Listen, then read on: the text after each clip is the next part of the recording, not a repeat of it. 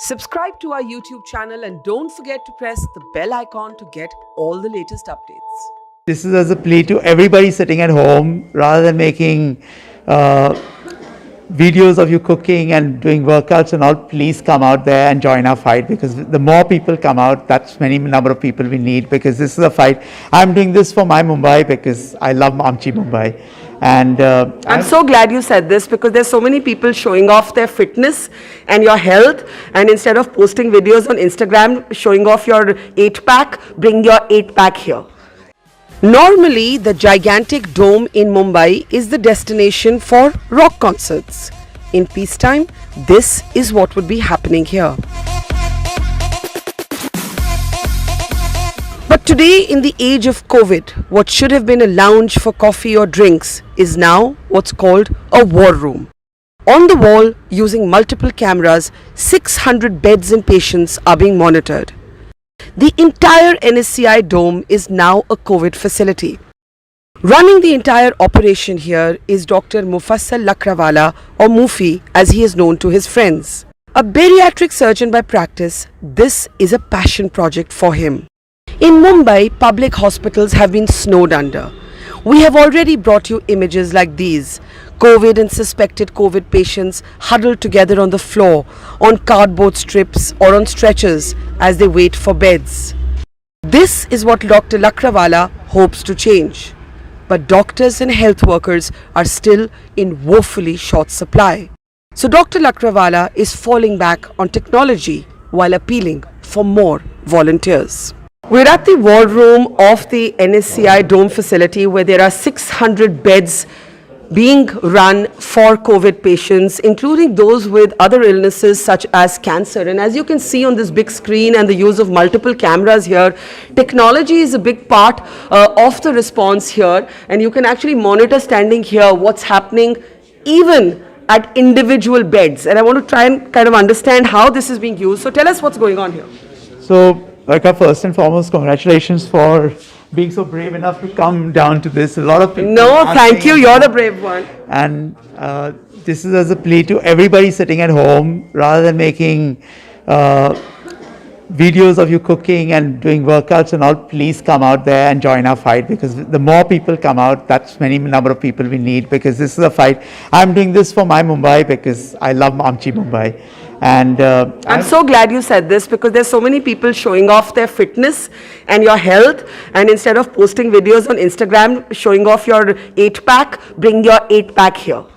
Yeah, so I think this is a war like none our generation has seen, and probably we'll never see it in the next lifetime. So if you miss out on this opportunity to come and contribute, I think you'll be the sad one out there. So you would take volunteers, any volunteers? You don't have to be doctors to come and help out here? No. In fact, anybody and everybody is most welcome. We will definitely make use of whatever things you are good at and try and use that. So this is a kind of war room. Like I said, we've called it a war, and that's why we've called it a war room. Just like in any war room, I can monitor 600 patients from here. It's humanly impossible for us to go and monitor this. So let's say if I were to monitor this patient in the center, and if I would get, let's say some patient deteriorates suddenly, I would be able to zoom into that patient, that particular patient, sitting out over here, and then rush in my nurses, because I don't have so many nurses, I don't have so many doctors working, right?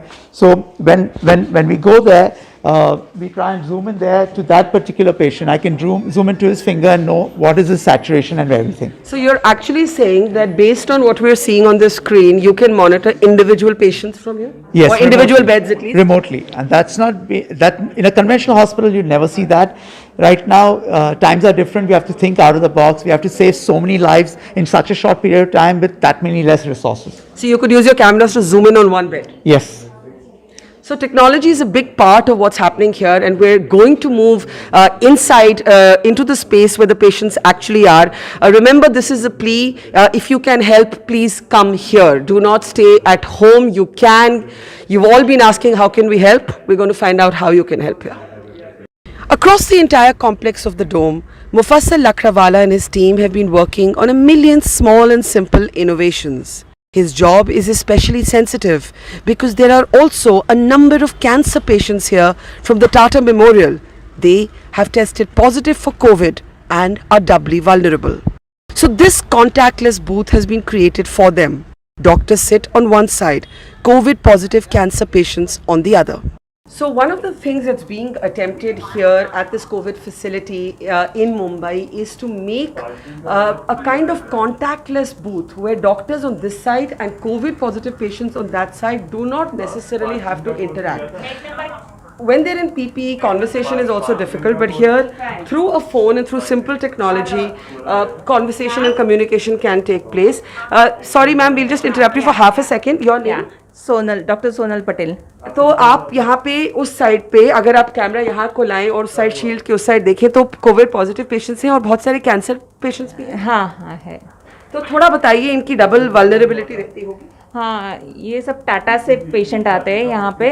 वो जो cancer रहता है और positive patient Covid रहता है, तो then उनका treatment नहीं हो सकता है आगे का, तो इधर यहाँ पे वो आइसोलेशन के लिए रखते हैं यहाँ पे. तो आप इनसे बात कर रहे हैं अभी? हाँ. तो मैं भी बात करके देखूं? हाँ हाँ कर सकते हैं. तो हेलो सर, कुछ बोलिए. हाँ हेलो. हाँ बोलो. आपका हाल, तबीयत कैसी है? हाँ अभी तो ठीक है फिलहाल. अच्छा, मैं दिल्ली से आई हूँ. पहले तो टाटा में था. हाँ, पहले तो मैं टाटा में था. हाँ. और एक 5 दिन पहले मैं यहाँ पे आया हूँ. तो they have given the tablet, so now I am feeling well. So yesterday only I have tested positive once again. So the sister has told me that they will test it again me after 6 days. So how are you keeping your mood? How's the mood? It's good. Huh? Good. Mood is good. So it's nice to come in here. See, we're talking through this little phone, and this gentleman is on the other side. What's your name, if I may ask? My name is Sushant Ambokar. Sushant is on the other side. He tested positive yesterday. And are you also a cancer patient? Yeah, I am a cancer patient. On 21st, I got some fever and coughing problem. So at that time, the Tata doctor has tested me and they told me that I am positive. And after 11 days, yesterday they have tested it again. So again I have tested positive. Please keep your spirits up, and we hope you get well very soon. Yeah, thank you. Ma'am, I'll just ask you, how do you cheer them up? कभी बुरे mood में भी लोग आते होंगे, कभी रोते हुए भी आते होंगे. बहुत लोग हैं. कोई कोई कैंसर पेशेंट यहाँ पे 1.5 महीने से है. So again and again we test them and the report comes positive, they get really depressed. So yesterday 2-3 females were crying. Like one female was saying, my whole Ramzan was here, my children are at home, I didn't prepare any food. So I just made them cheer up, like, it will become negative, take rest, because you are positive, it can affect to your children, so you have to stay here. So you have to cheer Yes, them up. yes. So technology can move forward, and you can think of simple things like these contactless booths, but in the end you still need human empathy and human compassion, like Sonal has shown, for patients who have both cancer and are COVID positive. Now it's time to step inside, and we must get into full PPE gear to do this. A hazmat suit, 2 layers of gloves, foot clothing worn over our shoes, a face shield, glasses, a mask of course. In some ways for me, the PPE remains personally the toughest part of telling this story. At this moment, we are inside the COVID hospital that has been built in Mumbai's gigantic NSCI Dome facility. It is a 600-bed facility, and in fact, the people you see here in this compound are all COVID positive patients. Many of them also have cancer. This is being run by Dr. Lakrawala, and in fact, you can see him interacting with the patients here. How all of the people here are just COVID talking positive? to him that he said after lunch he'd like to come out and walk. He's a known throat cancer patient. He's come here from Tata. He was in Tata before. Now he's reconvalescing here. He must have picked up COVID somewhere along the line. So I was just telling him that he's absolutely safe. Once he gets better, he should go from there. क्या हाल है आपका? अभी अच्छे है एकदम first class. क्या नाम है आपका? सैयद. सैयद भाई ठीक ठाक हैं? बहुत अच्छा है आशीष. और दिमाग का हाल क्या है, मतलब मेंटल स्पिरिट कैसा है? बहुत अच्छा है. हाँ? बहुत मजबूत है एकदम. I noticed you touched him and spoke. Yeah, so the biggest thing is stigmatization. So they feel that they can't be touched, and because the biggest problem with this disease is that it's almost like the entire scene plays out, right? The moment you get a positive report, someone calls you up, the BMC comes and seals off your entire area, ambulance sirens come in, pick you up, they seal your house. So it's something which distances you away from your loved ones, And the sad part I found with this disease is that you are away from the people most precious to you. And because it is for their safety, A, plus everybody around you, your friends, your neighbors, everyone distances themselves from you. So what we do is, besides physically treating them, we probably put a hand on their shoulder and just tell them that they are So do that again because I think it's powerful symbolism. वो बोल रहे हैं कि आपको हाथ लगाने से मुझे बीमारी नहीं होने वाली है, तो मैं इसके लिए बोल रहा हूँ. जी बोलिए. क्योंकि लोग नहीं तो बर्ताव भी अजीब करते हैं ना. हाँ वो तो एक माहौल ही ऐसा बन गया है, एक दूसरे के दोस्त होने से ज़्यादा दुश्मन बन गए लोग. ये आपने अच्छा बोला. So you are actually dog trying to counter this. आप कुछ बोलना चाहते हैं? हाँ, कुछ बोलना चाहता थोड़ा सा ऐसे घूम जाइए. हाँ बताइए सर. आपका नाम क्या है? हूँ. मेरा नाम है हरक बहादुर सहूद. कैसे हैं आप? ठीक हूँ, बिल्कुल ठीक हूँ. आप भी यहाँ कैंसर यहाँ के आने के पेशेंट पहले बहुत मुझे आप तकलीफ भी था. कैंसर के पेशेंट हैं? नहीं, कैंसर के कोविड के. कोविड के पर पेशेंट. अभी तबीयत ठीक है. बिल्कुल ठीक है. आप Very good. स्टाफ भी बहुत अच्छा काम कर. Very good. बहुत अच्छा लगा. बहुत बढ़िया लगा. Thank you. Thank you. Have a fan. He's saying ये बरखत अच्छी है, हम पहचान ही नहीं पाए. आपने मुझे इसमें कैसे इस पहचाना? रूप में नहीं देखा ही नहीं. मैं उनको पूछ रहा हूँ आप है कौन या कौन से चैनल से है. अच्छा, बहुत खुशी हुई आपसे मिलकर. So this importance of countering stigmatization as we enter, and the fact that many people here are cancer. Now, if they have cancer, they're obviously doubly vulnerable because of their immunity. Yeah, so cancer is a thing that kills you in itself, and with COVID, it's a deadly combination. It can kill you in double quick time. In fact, worldwide, in America, in Italy, the rates with cancer people dying is very, very high, right? So, for example, I'll tell you this person. आप आ जाइए. He's had a open heart bypass done, and he was just speaking to me just some time back. He was a little concerned because he's got COVID now. He's absolutely fine. We should hopefully be discharging him today, but we've got all sorts here: cancer, young kids, pregnant women, and everybody, and they do really well. So my take to via you, Barka, is to tell people is that please don't think COVID is the be-all and end-all of everything. You can still go on to live your normal life. You can still go on to be the person you were. It's just a small little gap and an interval, and you can go back to being better. क्या हाल है अभी? ठीक है. 1998 में हुआ है bypass. Get well soon. Get well soon. So we're about to enter the hospital, and we're seeing mist fans. Yeah. So to tell us a little bit about, if the camera just comes out here and shows us this, what is this? This is a mist fan. As you can see, this is plain simple soap water solution. Yeah, and soap water solution doesn't really damage you at all. When you enter and exit, this is the mist fan which is there, which can completely do. Now let's see if my friends recognize me across the border, because now Let's I'm in try a this. different. Yeah. So what we're seeing here actually is we're entering inside the COVID hospital, and this is a long line of COVID positive patients who are lining up for their daily screenings. And if you see what's happening here on the other side, this is a shield, and doctors are actually on the other side of that shield.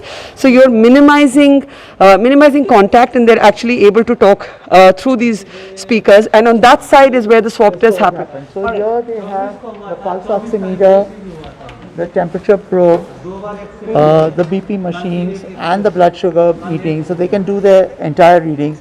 Now what happens is, for all these patients who are sitting here, they would not know who I am. All right. So because I'm in a hazmat suit, and it's so formidable, this image, that they can't really talk. We are uncomfortable. Whereas when they talk to a doctor, just as simply as that, they feel very comfortable. They can discuss almost all their problems. Yeah. And the idea of the doctors being behind the shield is you're actually saying the conversation is freer because they can hear each other. They can hear each other. It's not so overwhelming.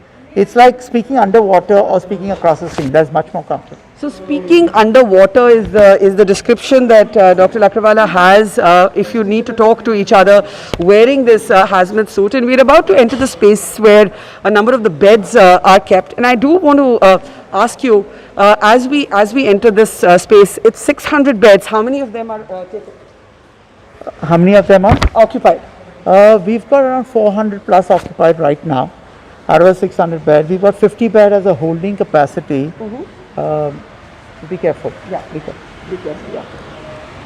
So that 50 beds we've kept, we call it a holding area only because there are a lot of patients in the middle of the night, people who can afford the best hospital in the world, best suites in the world, but do not have the ability of getting oxygen given to them. And because they don't have oxygen given to them, they probably cannot even survive the night. Yeah, because they're hunting from one hospital to the other, looking for a bed which is not available, and that's where it goes wrong. So if we just turn around here, this is the part of the dome that has cancer patients. A number of them have come in from the Tata Cancer Institute, and you can see that the beds are actually numbered here, and this also includes little children, it includes the elderly, and we'll be meeting some of them. Now tell me, why Doc is Mumbai facing the kind of bed crunch? You know, I have personally been to hospitals like KEM, Sion. I have seen patients lying on cardboard strips, on stretchers, sitting on the floor. What's going on, and are you short of doctors? More than beds, are you short of doctors? We are woefully short of doctors, is what my thinking is. And I just said earnest plea to all those young doctors who are sitting out over there and who really want to go out and feel like a doctor. This is the best time, if ever, to come down, because you will never get a better opportunity than this to feel the doctor, be on the front line and save a life. Why do you think that doctors are not coming? Now you're from the private practice. There's a sense that the private sphere has abdicated its duty. Why are doctors not showing up? I think there are a lot of private players also who are helping out, but they're helping out in their own zones. Now, the problem is that 80% of the load of COVID positive patients today are the poor, and they go to the government infrastructure. And 80% of the ventilators are present in the private infrastructure. Now, they can't really afford this healthcare, and we've seen reports of people overcharging, undercharging, and various other things. So this is a facility where you are managing, let's say we manage more than 1,000 patients, they've not paid a single rupee for their care. And this is the private-public partnership. This is a partnership. It was like a quasi-partnership. I just volunteered and then it became a partnership. So I want you to, you've been telling me that even if you're not a doctor, you can show up here. Instead of watching Netflix, instead of doing cooking videos on Instagram, we were chatting about that. Yeah, I believe this is a war which all of us need to fight. This is to save our Mumbai and Amchi Mumbai. So we can use your skills for everything. Like you saw those contactless clinics, you don't really have to be a doctor to take the readings and report it out over there. Yeah, so it's very, very important that we get all these readings done and registered. So whatever your skill set is, we need you all. So you'd welcome volunteers even if you're not doctor, show up? Absolutely. We're welcoming all. We will put you according to your skill sets, and everyone's useful. Okay, walk us through where we are now. Now, if I'll just ask the camera to just maybe move ahead and come in front of us, and so we can get a better sense. And if in fact you go up to the ceiling, you can see this is a dome area which used to be used for concerts, for festivals and so on. But now on every bed, there are actually cancer patients who are also COVID positive. And if the camera just pauses, because you're going to bump into a chair, all right, no problem. If you turn around, you will see a little baby there who is COVID positive and blissfully unaware right now and feeling quite good. Can you tell us about this patient? So this is a 2-year-old kid, and as you can see, this kid is not yet turning negative. The swab test is coming positive, and we can't send cancer patients who are positive, right? But if I were to see this kid outside, I would think it's an absolutely normal. Yeah, because he's smiling and looking quite good. And it breaks my heart that these kids are treated and shunned away just because of stigmatization. That just because he suddenly turns COVID positive, he stops being the kid that he is. And for me, that really breaks my heart. So over here, as you can see, that's his mum. She's a little worried for the kid because he's been here for a long time now, not turned COVID yet. He has a cancer, he's been treated at Tata before this, and now, as you can see, like any other kid, he's just playing video games. Yeah. So phones always come to the rescue of parents when nothing else works. क्या नाम है आपका? जयश्री भट्टाचार्य। अच्छा, तो कैसा है आपका baby अब? अभी ठीक है। बेबी का नाम? दीप्तो भट्टाचार्य। कितना उम्र का है? 2 साल। तो कैंसर भी है और कोविड भी। अभी मूड कैसे इनका खुश रखते हो? मूड है मोबाइल में, नहीं तो पूरा दिन घूमने, और खाना तो नहीं खाते।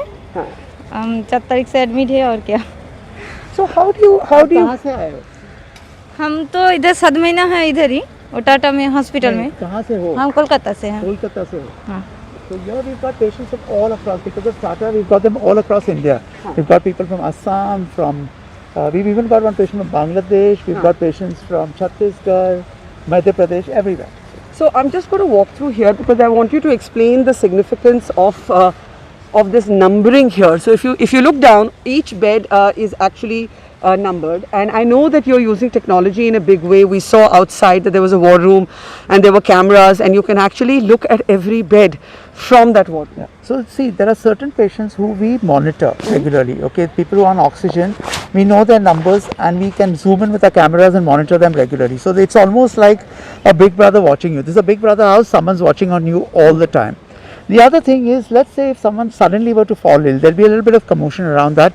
With a camera, we'll be able to zoom into that patient with technology, see that patient, and because we are understaffed, so we have lesser sisters and everything, so we can't have one sister managing 10 patients. So we've got one sister managing lots of patients. So technology is also a substitute for doctors who won't show up.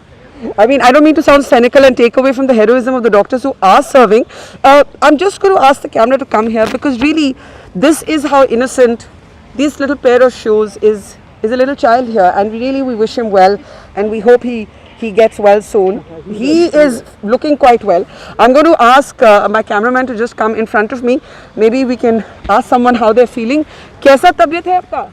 ठीक ही है. क्या नाम है? संदीप पवार. तो doctor साहब से कोई सवाल?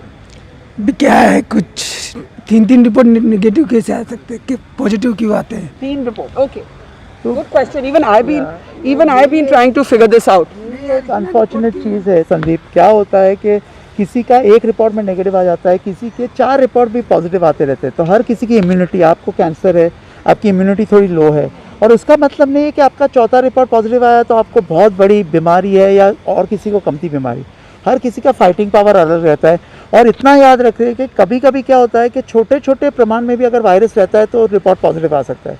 तो उसके में कुछ बुरा या अच्छा नहीं है. खाली अगर आपके सिम्टम्स सही है और आपको बुखार ज़्यादा नहीं है, आपका सैचुरेशन सब सही है, तो आपको फिक्र करने की कोई ज़रूरत नहीं. फीवर तो है ही नहीं मेरे को. जिस दिन से आया उस दिन से फीवर नहीं है, खांसी नहीं है. आपको इधर रखा गया है क्योंकि आपको कैंसर है, और जब तक आपका रिपोर्ट नेगेटिव नहीं आता है तो आप हमारी निगरानी में हो. इसके लिए आपको इधर रखा गया है.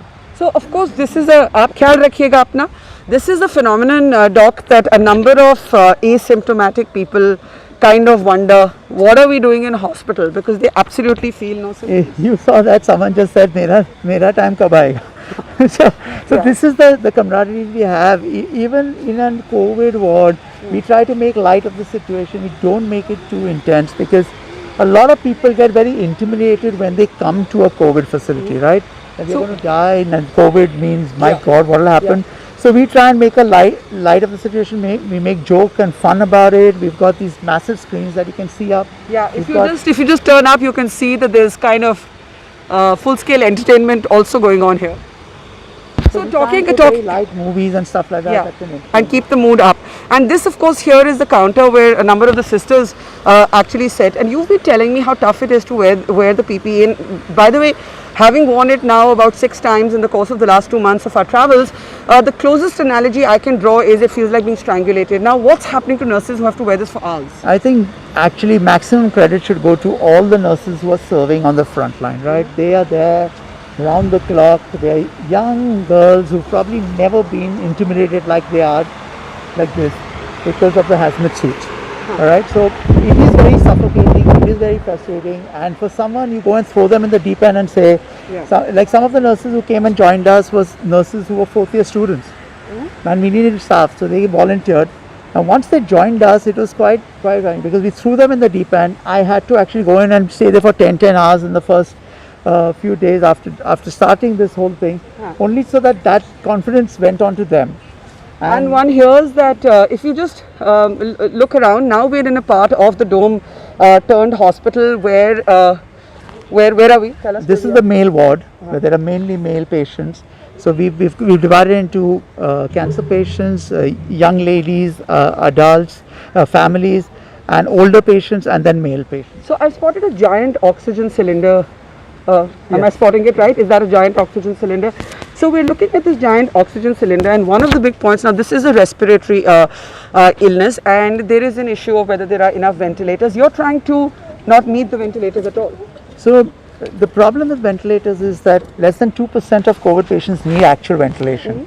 And invariably, by the time they go into ventilation, what happens is that 86% mortality rates worldwide.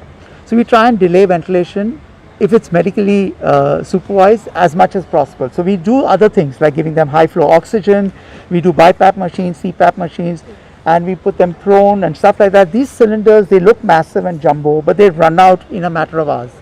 And that is why it is very important that the more oxygen you have, the more number of lives you'll be able to save. So how long does a cylinder like this one This last? will not last more than 6 hours. when it's given at around 10 to 12 liters a minute. Okay, so tell us a little bit about yourself. You're from the private sector. Infectious diseases is not what your specialization is. What are you doing here? And how did this become your passion project? I think my passion is to save lives, come what may. I mean, I when I was sitting at home, probably watching Netflix when this whole battle started, I was wondering what the hell was I doing, because I was a doctor and this is a war being fought by doctors, along with policemen, along with other healthcare workers, along with cleaners and along with media people.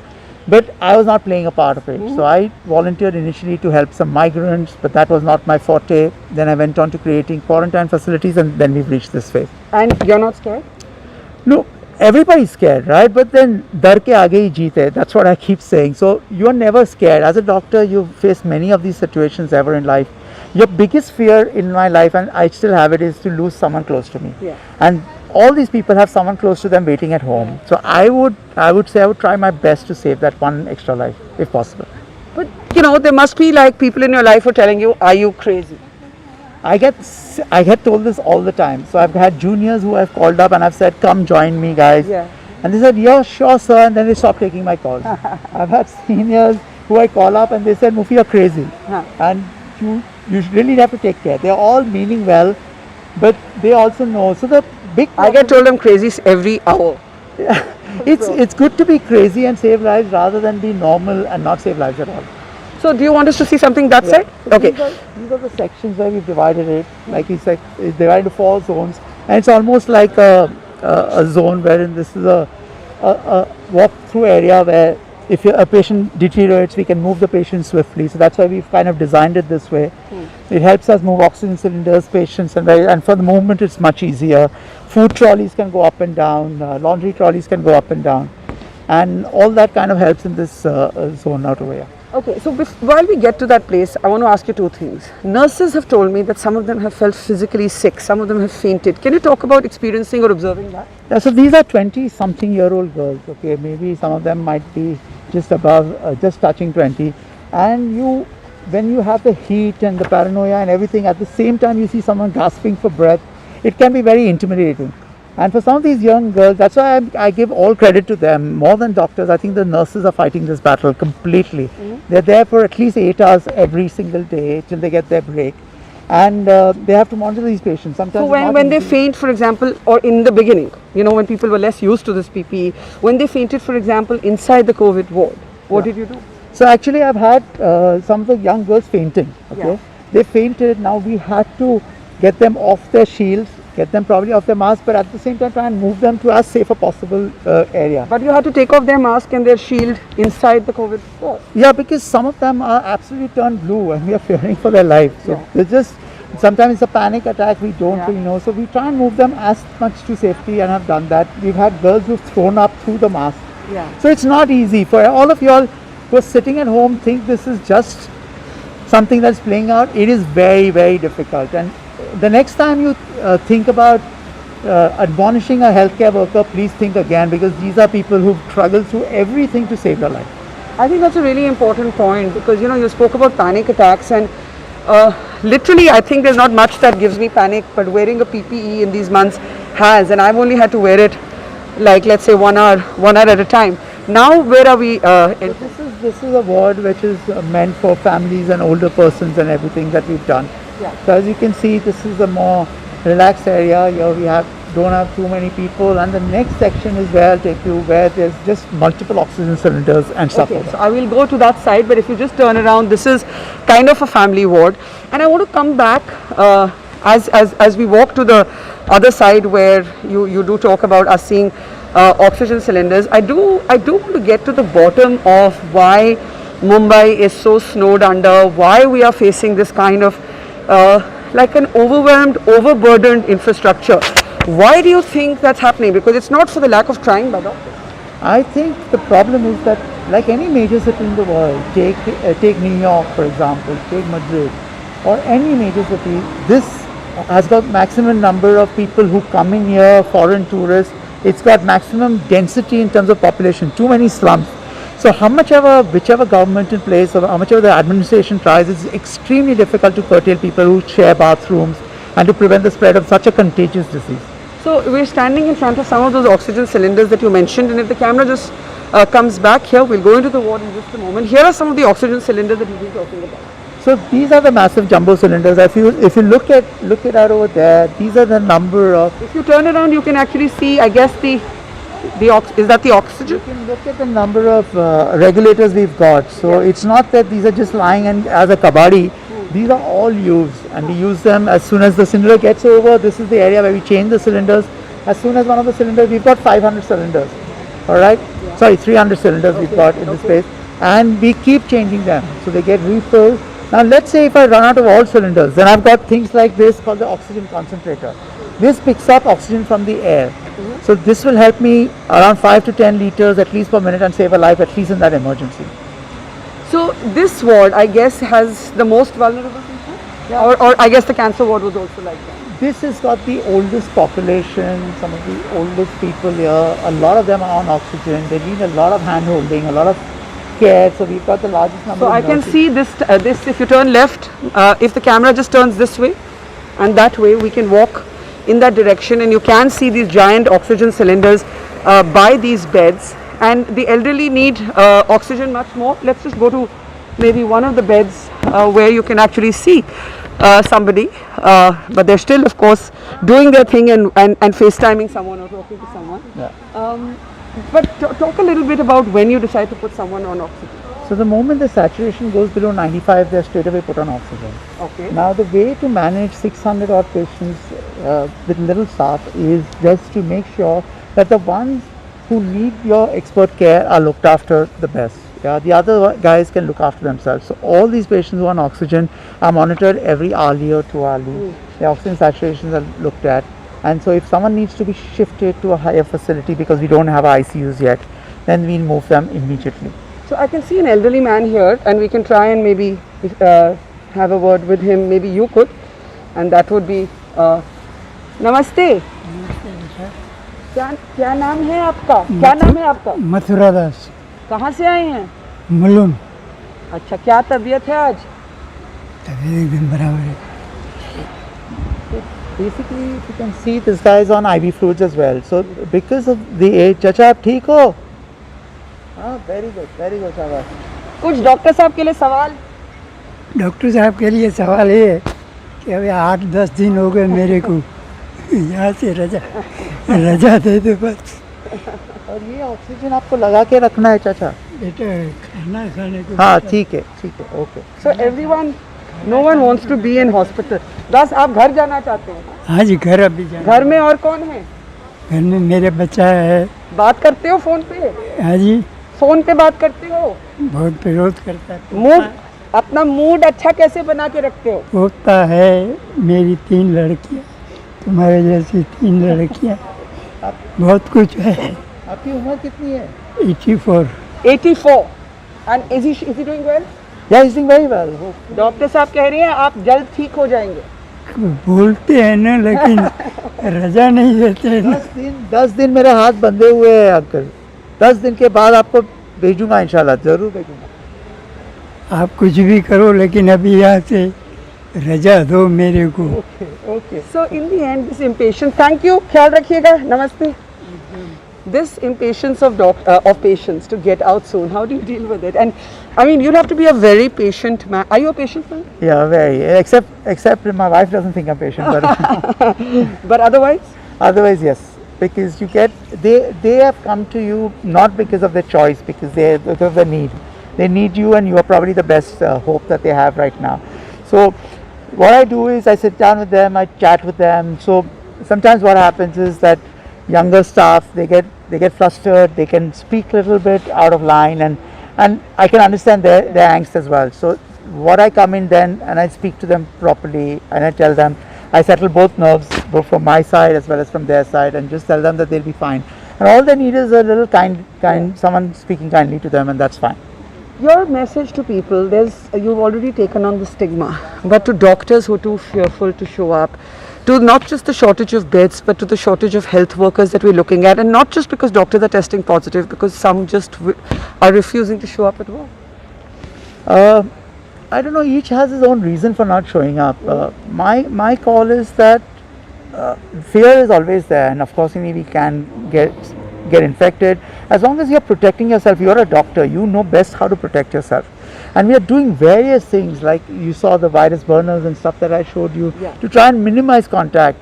Now, if you're still going to turn positive, that doesn't mean you don't do your job. So, I mean, if you operate on an HIV positive patient or a hepatitis positive patient, you're going to take as much precaution as you can, right? You wear double gloves, you wear the shields, everything. This is just like it. Treat it just like it. Don't fear. Don't read the reports. Don't look at the news channel. How much are you short by doctors? How many more do you need than what you have? I can just smile at this.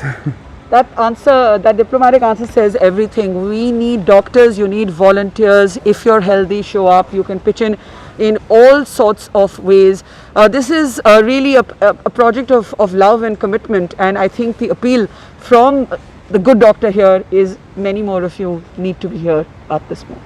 Perhaps the most significant part of Mufassal Lakrawala's approach is his human touch. Note how he touches patients, a gentle hand on the shoulder. His powerful message against the stigmatization of this illness, or the way he laughs with them, knows them personally by name.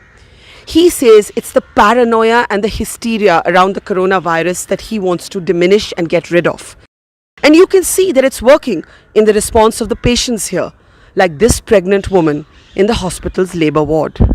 क्या हाल है? अच्छा है, बढ़िया एकदम. ध्यान दे रहे हो? हाँ हाँ दे रहे. तो जो लोग इतना घबरा जाते हैं कोविड का नाम सुनकर, आप उनको क्या बोलोगे? कुछ नहीं, अभी ये बीमारी तो नॉर्मल हो गई है. अभी अगर आप लोग केयर करोगे, गर्म पानी, गुल्ला बिल्ला ये सब करोगे तो नॉर्मल हो जाता है. तो आप बिल्कुल मस्त हैं. मैं एकदम बिल्कुल मस्त. Dr. Lakrawala's innovations are driven by artificial intelligence and an embrace of technology. He has roped in IIT alumni to work with him as well, like Dheeraj Kathi, an investment banker by profession but an engineer by training. The entire facility here is built on the power of collaboration and remember citizen initiatives. That's what we're looking at today. I have Dheeraj here, an IIT alum, and he's been showing us how a new facility like the one here is also being created in Navi Mumbai. What brings an engineer, IIT alum like yourself to this space? So if you really look at when we first got into COVID situation, what we realized is very quickly is that we have to think very out of box, and a conventional setup would not work. So it was very clear we don't have a clear treatment here. So test, isolate, and then cure with whatever the best possible cure which is available. So when first we had a conversation with Dr. Lakrawala, his intuitive thinking was that let's create big spaces where there's a lot of ventilation naturally, because the patient moves to ventilator, the probability of him surviving is only 5 to 6%. 87% of the patients were dying. So that's where we first thought of creating in the stadium. Then what we realized is that there's a lot of engineering which comes into it. So for example, the facility planning, the patient flow, what type of beds to use, how do ergonomically you can get the patient flow there. How healthcare workers doesn't get in touch with the patients at all. So there's a lot of technology which gets involved into it. Teleradiology, the telemedicine, remote monitoring, using the phone calls and then giving the patients. So all that requires engineering aspects. So we started working with then IIT Tech alumni. So IIT Alumni Council, there's an organization. So they thought of creating a test at 1/5 the cost or 1/10 the cost, because then only you can open the Mumbai or a city like Mumbai, right? So if I have to do say 1 crore tests a month, what type of facility will be required? So is that done? Or it's in the works? So 15 days to 20 days we should be able to get that. And you're working on a facility which will reduce, if not eliminate, the contact between the doctor and the patient, because you see the big problem here is that doctors at the front line are very vulnerable to the infection themselves. How's that going to work?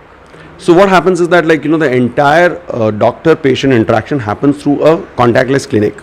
So there's a complete glass wall. On this side the patient is there and the other side the doctor is consulting. The vital monitors are monitored, which gets uploaded into the cloud automatically. So through devices which gets onto the cloud. Then the monitoring system which you put it into the PC gets relayed to the war room again through cloud. And what happens is that the conversation between the doctor and the patient is happening through a telephone call, like typically we do in the prisons. And then there's a PA system to announce the patients, to say who will come for consults and who will not come for consults. and then there is separate donning and doffing areas for doctors to then get ready, and when they have to enter, then they can only enter with the entire proper equipment. And what do you do otherwise in life? Well, I run an investment banking firm. So you're here purely as a volunteer. Yeah, absolutely. God bless you. Thank you. More than medical intricacies, it is small, commonsensical solutions that the team is really pushing. For instance, these assembled virus burners that are being built into an ICU facility so that the air both doctors and patients breathe does not transmit the virus. Or this van that is a mobile, movable X-ray facility. So it's only after coming to the COVID facility at Mumbai's NSCI Dome that I actually discovered, and I didn't know this, that X-rays are a good clue and a good filter to see whether someone has COVID or not. And we're standing on board a mobile X-ray facility. What exactly is that? Let's try and understand that. What is a mobile X-ray facility? So I understand this is a bus, it goes into hot zones, and then what happens? Like, I know we're standing in front of an X-ray machine, what happens? So the idea is that COVID is a disease which affects the lungs the first, right? All of us knew that. So the best way to diagnose that was CT scans. Now we very soon realized that the CT scans didn't really, you couldn't do CT scans in everybody, and if you had one positive, one negative patient, to sanitize that area would take a lot of time. So very soon we realized that within 5 days to 8 days, if you were COVID positive, your X-ray picked up signs which are very suggestive. So where would the person stand? Like, how would it work? So if Why don't you tell us? Yeah. So the person will stand like this. Why, yeah. Yeah. Can you just look at our camera and tell us? Yeah. So the person will be facing back towards the probe. His hands would be on his pelvis. The plate should be above the shoulder, chin rested on the plate, and the X-ray will be taken from behind. Once the X-ray is shot, the technician will review it on the screen and will send it to the AI. So the AI, having all the X-rays of the COVID patient, will pick up the traces, the signs that the patient has, and will divide it into high risk category, moderate risk category, and mild risk category. We also have a swab booth there in the. So let's just go forward. So basically what you're saying is that if somebody's X-ray looks prima facie like they could be COVID positive, and if you turn around you can see these giant gloves and the sanitizer, and that's for taking the swab, right? Yeah, so the doctor stands on the other side of the booth and will wear gloves, put his hands in the gloves, sanitize it. The patient will sit here with a chair, and the swab will be taken of the patient. So the X-ray, would you call it a filtering mechanism? So X-ray will be more like a diagnostic mechanism, not in necessarily, because we are picking up the signs early. Plus, it is cost effective. It is easier. It's less time consuming. So it's better for mass screening and picking up the signs early in the course. What have been the results so far? What have you all seen? Like, has this really worked? See, the X-ray has really worked well for mass screening, because this van is a mobile van. It goes to all the areas, the containment zones. We get people out. Now, it's not possible to swab everybody, but you can X-ray everybody. It's easy to sterilize and sanitize, unlike the CT machine. And what has happened is, suppose we take about 100 X-rays, they're uploaded on the cloud. The artificial intelligence is used to segregate them, minimum, moderate, high. Out of those, so if there are about 100 X-rays, we get 30-40 X-rays to screen. Out of them, we get about 10 to 15, which we can, by now we've all become experts in diagnosing. We're not radiologists, but the picture is very, very classic. And then we can swap those. So we're screening a huge amount of patients in a very short time, not very costly, and very easily done and sanitized. So this seems like a really great idea, and I really wish it was replicated in other places. And finally, Doc, I know you're using technology and remote medicine in a big way, and I saw one of those sensors, the scanners. So tell us here, what is this ScanBo? So basically, like I said, this is a war that will win only with technology. If we use the same conventional methods, we'll probably lose this war. What we do with this is, it's remote monitoring. Now let's say a patient, like we've known every state probably in India saying that 80% are asymptomatic, even who are positive, right? Now we will need to monitor them at home. But people are so scared, they think that if I get COVID, I'm going to die. So how do I manage him at home? I send him a device like this, okay? This device can come on and off. I can measure his temperature, his pulse, his BP, his blood sugar and his ECG tracings from just this. All of it without meeting the patient. Yeah, all of it with the patient sitting in Delhi. Like I can manage this here. I'll just show you. So on your phone you could. Yeah, I could get this on my phone. So let's bring the camera in here. And if you can just turn it around for our camera. Yeah, so let's say these are the records. I press the records for a patient. Now this patient I know. Yeah. Alright, so this is how it will come. Now I want to see her saturation. So how do I see her saturation? This way. And I'll know the whole trend of what time she was measured at saturation comes low. This is the ECG tracings. If she sends me the ECG tracings, I can just press one and I can scan through the whole thing. So how does this help? Like what is its big advantage? So the advantage is that you know that a doctor is looking at you 24/7, which is even not possible here. Yeah. You know you are in the comfort of your own home. Yeah. You can eat your own food. You don't have to face someone who's intimidating with all that kind of hazmat suits. And at the same time, you know that you'll probably do well. Let's say there's a percentage of patients who will not do well. We will either send them oxygen at home and monitor them for around 5-6 hours. If despite that their oxygen saturations are dropping, we'll move them into a facility. That will decrease the load of the number of people hitting hospitals. We'll have more hospitals for really the people who deserve it. So the line that really stays with me here is we will win this war only with technology, and I think a lot of these great ideas here need to be adapted and replicated nationally. They're simple ideas, they're driven actually by common sense, they're not very elaborate. For example, the use of x-rays on a mobile van going into congested areas, especially with the delay that it takes in sometimes getting test results, the shortage of kits. This is a great idea. But all of these ideas are being powered by a team of young volunteers and a handful of seniors assisting Dr. Lakrawala, like well-known gynecologist Dr. Neeta Varti. She's 60 and technically some could say that makes her a vulnerable age group, but she would not think of sitting at home. So what brings somebody like you here? Because we were hearing from Dr. Lakrawala that actually there's a shortage of doctors, there's a shortage of people willing to come, and you're here as a COVID warrior. What brings you here day after day? So I also was very busy with my practice. Suddenly there was a lull. So I think the first few days went on enjoying everything, getting that rest which was desired, and then the doctor in me woke up. I saw what was happening the world over, knew very soon that would land in India, and that is when I really woke up. I got up, I looked at what was happening, studied it a lot first, because we go to literature and all, there was very little on it. And then I realized I needed to be on the field there, working there, doing little bit, because I'm not somebody from the infectious diseases background, but yes, I'm a doctor, so I've learnt all this and I need to take these challenges. As surgeons, I think we are used to taking risks, we are used to thinking on our feet. Yeah. So when you're faced with an unknown enemy, we know how to go around it. What would be your appeal to doctors at this point? Because a lot of private doctors are just not showing up.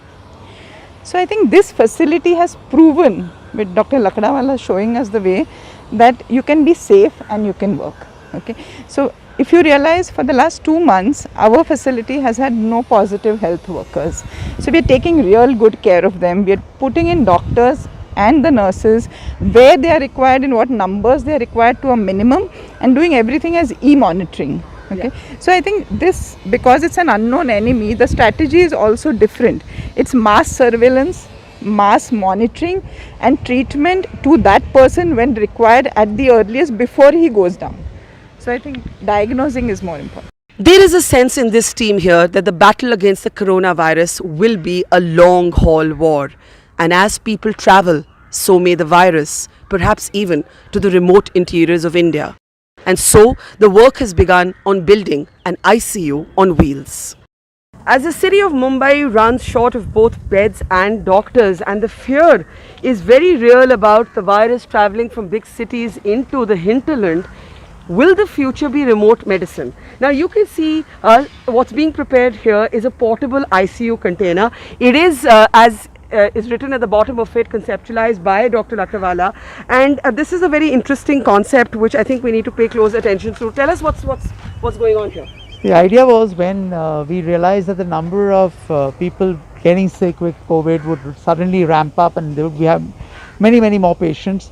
We have fixed ICU sets. If you create an ICU in a building, then there's a problem because most of the ICUs don't have negative isolation. By negative isolation, I mean that you have to treat the air separately because the virus from one end can go to another patient and they can get infected. So we had to think of something out of the box, and this is something out of the box. So we designed an ICU in a box. So this would actually move on wheels Yes. at the back of a truck? Yes. So if, let's say, the focus were to shift from Mumbai to the interior of Maharashtra, we can just move this and you have an ICU ready within 2 days there. So give us a sense of what's going on this inside. This is like I said, COVID is a disease that spreads and it's very contagious.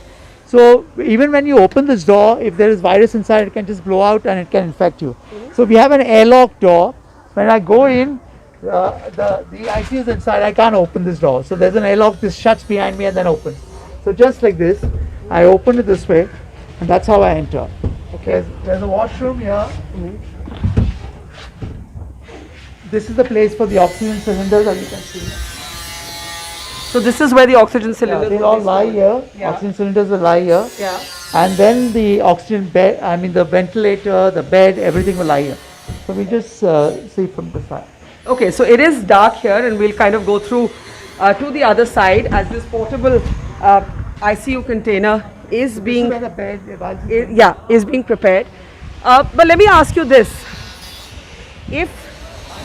okay, let's walk across and see. So tell us what's here. So this is how the bed will be. There will be a ventilator on one side. There will be oxygen tubing. There will be monitors. The idea of these oxygen ICU containers was, you can see on the top out over there, that's the area from where it's like an exhaust and the virus will go up. Now if you can turn around on that side, on the top you'll see those are exhaust things. Where? Which side? Which On side? the top of the container. Oh, I see. So if you see at the top, right at the top, that grey shaft is what you're talking about. What is That's the grey the shaft? exhaust that will pull the virus out from inside the ICU. And then you come to this area where it will be connected to something like this. These are the virus burners. So what will happen is the air will come like this, get connected here. It will have an HEPA filter. That will be the first source of cutting out the virus. The next will be heat, which will burn the virus. And third eventually will be a steam, which will, so if you were to stand here without a mask, you'd still not get infected. But tell me, when you say a portable ICU container, it would not travel with doctors. The doctors would be here. People like yourselves, people like Neeta would be here in Mumbai remotely managing this? Yes, so the idea was that the number of professionals and the number of expert doctors that we have will be very limited to manage the number of patients who will get sick. So my idea was that someone who's totally not even qualified, or probably a level nurse who's probably never trained in the ICU, can wear Google glasses, go inside, and the monitors will be connected in such a way that she can get the readings from the patient and everything else, and that can be transmitted to a war room. So she doesn't have to be a doctor. She doesn't have to be a doctor. She can be a baseline nurse, and that image she'll transmit to the war room, wherein a doctor who's a junior level doctor who can probably learn how to intubate. He can, because the only two times a doctor is needed inside. The only two times a doctor is needed inside an ICU is when a patient needs to be put in on a tube, intubated, when he's becoming sick, or when they have to put in lines like central line or arterial line. Otherwise, the doctor is not needed inside. He can give instructions on the phone and the patient So can. are you seeing this as the future of how the disease is to be managed? Yeah, absolutely. This should be the future, and this is how I think how the disease will be managed. And what will happen is the doctor in the war room will then connect to an expert who's outside, who can then look at the parameters through the Google lenses like the nurse is seeing inside and completely manage the patient. Is there a lot of unlearning that has to go on, new learning and unlearning? Tremendous amount of unlearning, because this is an unknown enemy. Skyfight is to be used for a modern enemy which has, I think, unseen fangs. So everything has to be remote controlled, e-way, and the less personnel in contact with the patient, the better, because it's a very, very infective disease. What brings someone like you out here every day? Some would say, you're vulnerable. All of us of a certain generation are dismissed as old. I think we have more spirit than all these young people. But go ahead. I think age is just a number, Vaka, you know that. I'm totally not ageist. I asked you this because there is a sense, they keep saying, oh, if you're above a certain age, stay away. That's why I asked.